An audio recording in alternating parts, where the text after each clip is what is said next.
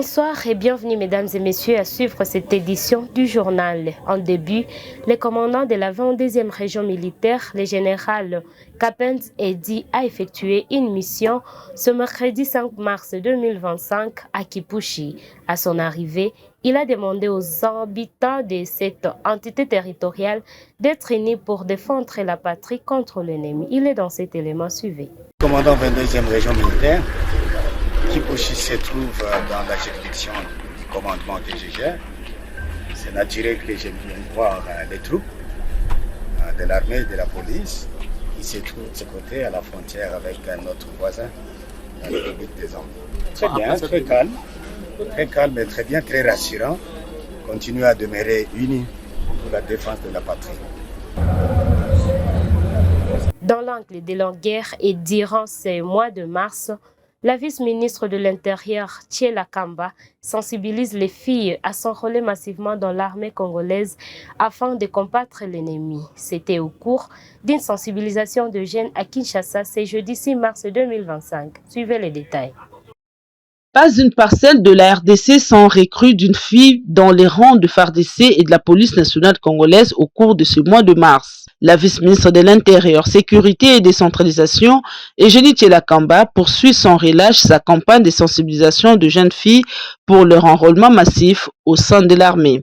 À la commune de la Gombe, le numéro 2 de la territoriale a eu une causerie morale avec le jeune fille de cette commune venue à son écoute. L'occasion pour Eugénie Thiela Kamba de revenir sur l'importance du dernier discours du chef de l'État et commandant suprême Félix-Antoine Tshisekedi Tshilombo de la mobilisation générale face à l'agression rwandaise. Elle les a également appelés à s'approprier la campagne congolais Téléma lancée par la première ministre. Le président de la République, le commandant suprême, compte beaucoup sur nous les femmes.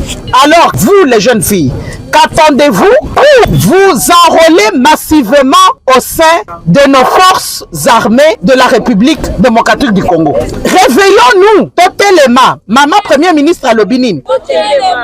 Message bien capté, avec sourire aux lèvres, les jeunes filles ont pris l'engagement sur place de s'enrôler dans l'armée. Un grand merci à la dame la ministre et de mon côté, je vais aussi sensibiliser mes amis filles afin que nous puissions nous enrôler pour défendre notre pays. On doit vraiment soutenir la vision de notre président puis soutenir la dame la ministre. Juste après, la vice-ministre de l'Intérieur, Eugénie Thiela Kamba, s'est rendue au marché Gambela où, après une causerie, les femmes ont pris elles aussi la décision non seulement d'intégrer l'armée elles seules, mais avec leurs proches des familles. Sincèrement, je décide de m'enrôler dans l'armée pour défendre notre patrie. C'est avec une nette satisfaction que la vice-ministre de l'Intérieur, Eugénie Thiela Kamba, a repris les chemins de son bureau de travail. Envie de trouver solution au conflit qui sévit dans l'est du pays, le processus de Nairobi reste une option et le seul ici, déclare la ministre Thérèse Kayikwamba dans une réunion d'évaluation tenue à Kinshasa le mercredi 5 mars 2025. Elle est dans ses propos suivants. Nous appelons à un embargo pour certaines ressources naturelles du Rwanda, puisque nous savons qu'elles viennent de la République démocratique du Congo et que nous sommes conscients des circonstances dans lesquelles ces ressources sont exploitées.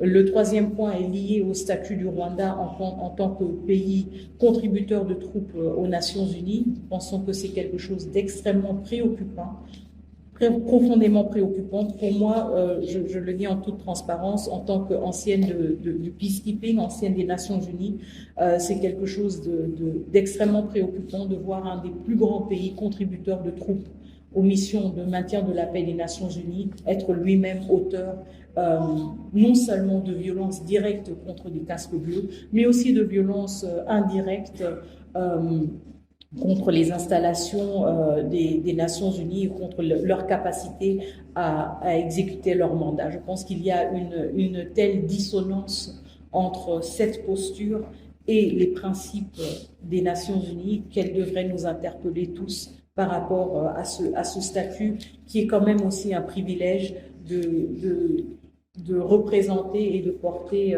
sur son uniforme le drapeau des Nations Unies. Je pense que cela mérite justement d'être réexaminé.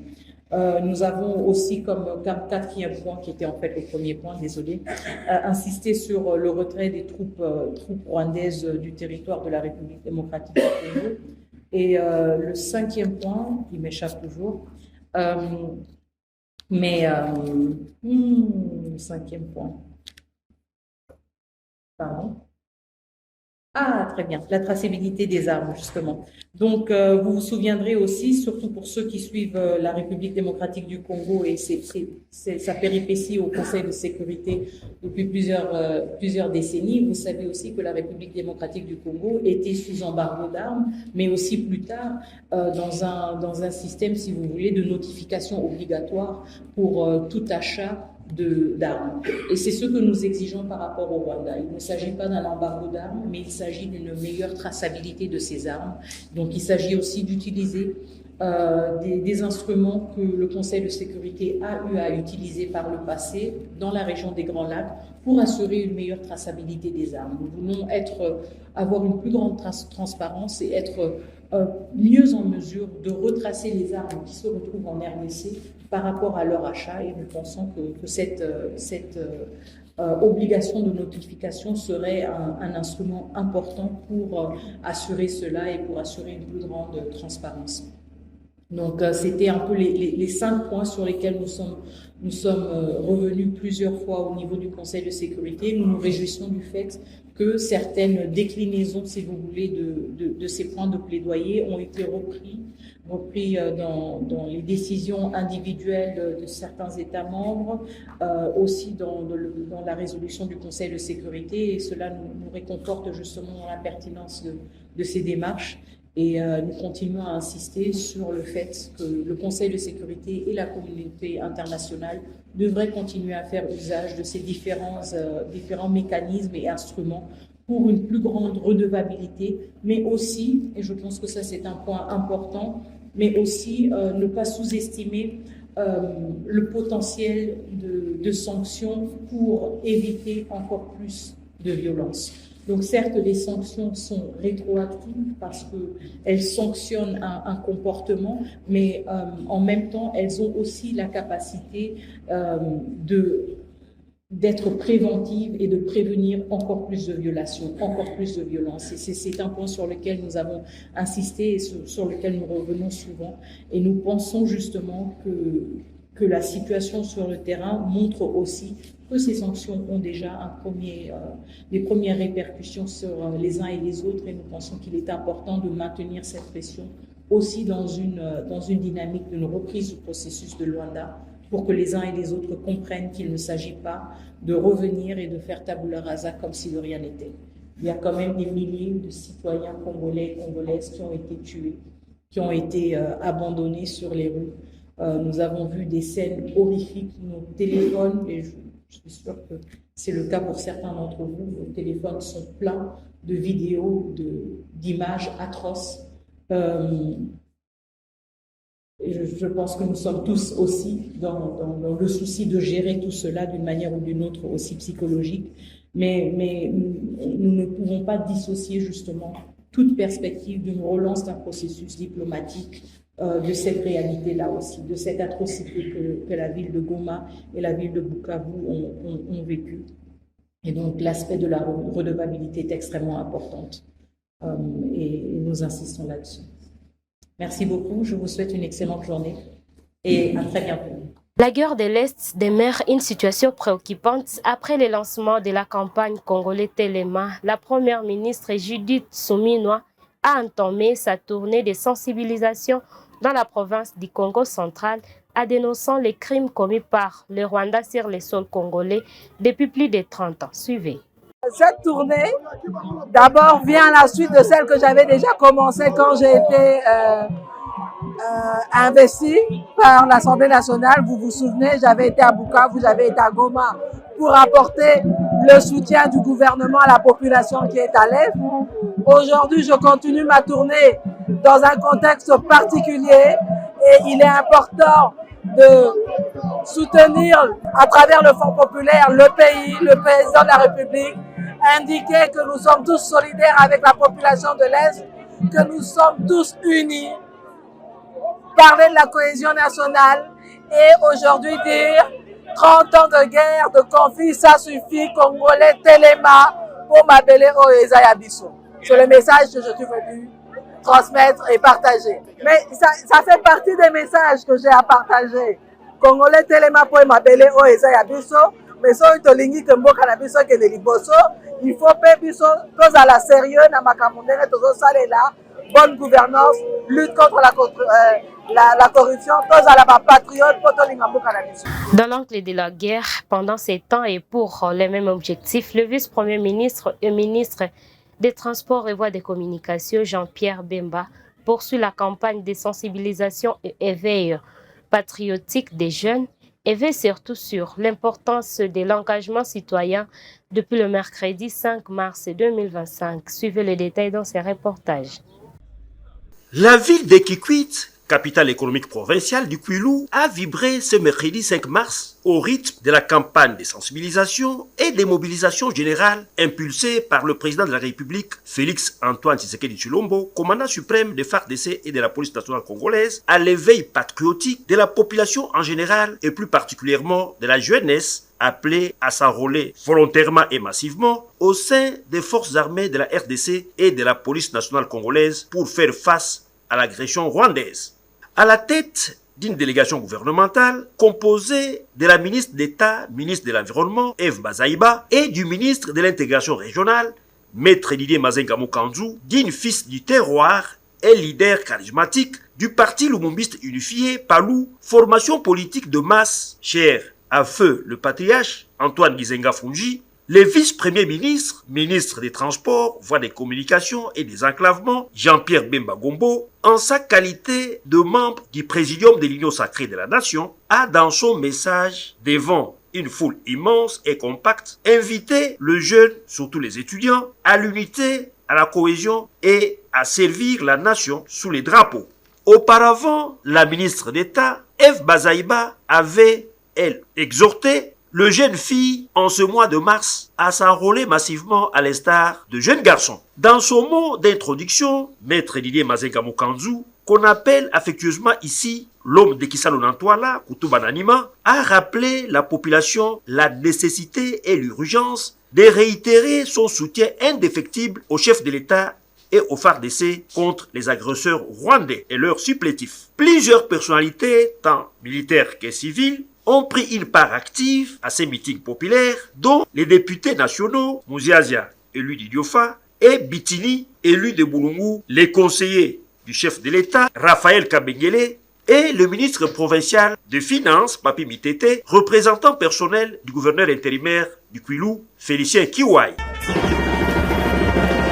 Envie de soutenir le président de la République, Félix Antoine Tshisekedi Tshilombo, le président national élu de Kalemi, a réuni la population du Tanganyika tout en les rappelant que c'est grâce à la mobilisation et l'union de chaque Congolais que nous vaincrons cette guerre nous imposée par le Rwanda. Les détails dans ce reportage. C'est pour la cause commune que le gouverneur du Tanganyika, Christian Kitunga Muteba, ne dort pas sur ses lauriers. Il poursuit sans précédent sa mobilisation derrière le chef de l'État, Félix Antoine Tshisekedi Tshilombo, les FRDC et les vaillants Wazalendo pour contrer l'agression du Rwanda à travers le M23 AFC. Pour nous, les Tanganyika, nous devons nous lever et accompagner le chef de l'État. Donc, nous ne pouvons pas, nous, peuple tanganyikais, rester. Nous devons nous mobiliser. Nous mobiliser comme un seul homme. Que le Rwanda reste au Rwanda. Et non pas le Rwanda venir nous embrouiller ici au Congo. La jeunesse, défendons-nous. Nous devons nous battre pour mériter le respect. Nous devons nous battre pour que demain, qu'on nous respecte. Si on ne gagne pas cette guerre, le peuple congolais, nous ne serons jamais respectés. Le message du gouverneur Kitungwa Muteba insuffle un véritable élan de mobilisation citoyenne. Le chef de l'exécutif provincial a, au cours de cette énième rencontre, annoncé l'arrivée à Kalemi dans le Tanganyika du président du Sénat qui, depuis quelque temps, a entamé sa tournée de mobilisation dans le Grand Katanga. L'arrivée de Jean-Michel Samalukonde est perçue comme une marque de cohésion nationale contre le Rwanda agresseur. Le président du Sénat qui... nous avons vu qu'il est en train de faire une tournée au niveau du Grand Katanga, qui nous a aussi contactés pour une descente à Kalemi. Venir réconforter la population. Il vient le jeudi pour porter le message de soutien au chef de l'État, au FARDC et aux voyants Ouazalendo. Les Congolais sont invités à se mobiliser comme un seul homme derrière le président de la République Félix-Antoine Tshisekedi Tshilombo pour contrer toute menace à l'intégrité territoriale. Nous avons été sensibilisés par les gouverneurs, comme d'habitude. Nous avons décidé de mobiliser toute la population de Kalemi, Tanganyika en général, pour l'accueil de l'honorable président du Sénat. Je suis très contente et édifiée par rapport à la grande sensibilisation que le gouverneur du Tanganyika vient de faire à la population de Kalemi à l'arrivée du président du Sénat qui n'a pas voulu laisser la population de la province seule et qui arrive le jeudi pour nous réconforter. Lorsqu'on reçoit le numéro 1 du Grand Katanga, qui est notre sénateur, notre fils, notre papa, je crois que la mobilisation doit être pleine. Je commence déjà la nuit, Kwanza Kuita Batu, Baeba Mulpoke, Baba wa Grand Katanga, Juya Kuya Kutupatia Moyo, Kuya Kutupa nguvu. Comment est-ce que tunaweza combattre ile agression barbare yenye iko inakuya? Mobilisation iko à 100%. Et d'ailleurs, tunatoka recevoir message à son excellence monsieur le gouverneur. Message quoi clair, message quoi enrichissant. Na siye tunaenda nyuma yake. Et pour finir ces actualités, à bloquant les sanctions européennes contre le Rwanda, le Luxembourg montre un soutien implicite au régime de Kagame, considéré comme le terroriste. Sa présence à Kigali International Finance Center souligne cette complicité au péril de la vie des millions de Congolais pour des intérêts financiers, a fait savoir Thierry Mariani ce jeudi 6 mars 2025. Suivez. Écoutez, que nous cache le Luxembourg qui a bloqué le 25 février dernier les sanctions européennes contre le Rwanda? Alors, avec mon équipe, j'ai cherché pour vous. Vous savez déjà certainement que le Rwanda viole sans vergogne la souveraineté de la République démocratique du Congo. Vous savez que Kagame soutient des milices qui pillent les ressources de la République démocratique du Congo et alimentent un conflit sanglant. Et que fait l'Union européenne dans tout ça? Eh bien, au Parlement européen, nous avons enfin voté au Parlement à une très large majorité une résolution le 13 février dernier, justement sur la République démocratique du Congo. Et que disait cette résolution? Eh bien, elle était claire. Elle condamnait le Rwanda et elle demandait clairement l'annulation de l'accord scandaleux sur les minerais critiques signé entre la Commission européenne et Kigali en février 2024. Un accord qui, je vous le rappelle, nous transforme au niveau de l'Union européenne en receleurs de matériaux volés. Pourquoi Bruxelles persiste toujours et refuse de faire tomber cet accord? Là, il y a une vraie question. Mais pire encore, lors du dernier Conseil européen, le Luxembourg a bloqué la possibilité de sanctionner le régime de Paul Kagame. Oui, il faut la majorité absolue, même l'unanimité pour bloquer une sanction. Et en réalité, seul le Luxembourg, parmi les 27 États, a pris ce choix de bloquer les sanctions. Alors cette position, pour le moins étrange du Luxembourg, est peut-être inspirée par le fait que ce pays, quand on cherche bien, eh bien, participe à la création du Kigali International Finance Center. Qu'est-ce que c'est? C'est un investissement à hauteur de 9,3 millions d'euros signé en 2021 pour, je cite, stimuler le secteur privé rwandais et attirer les investissements étrangers. Pour piloter ce projet, on retrouve Tidjane Thiam, ancien de chez McKinsey, super banquier international, qui, grâce à l'expertise bancaire luxembourgeoise, participe en réalité à une opération de blanchiment d'images pour un régime sanguinaire qui prospère et s'enrichit sur le chaos régional, l'exploitation illégale des richesses congolaises et massacre des populations de l'Est de la République démocratique du Congo, et cela depuis des années. Ainsi dit, c'est par cet élément que nous clôturons cette édition de ce soir. Merci de nous suivre.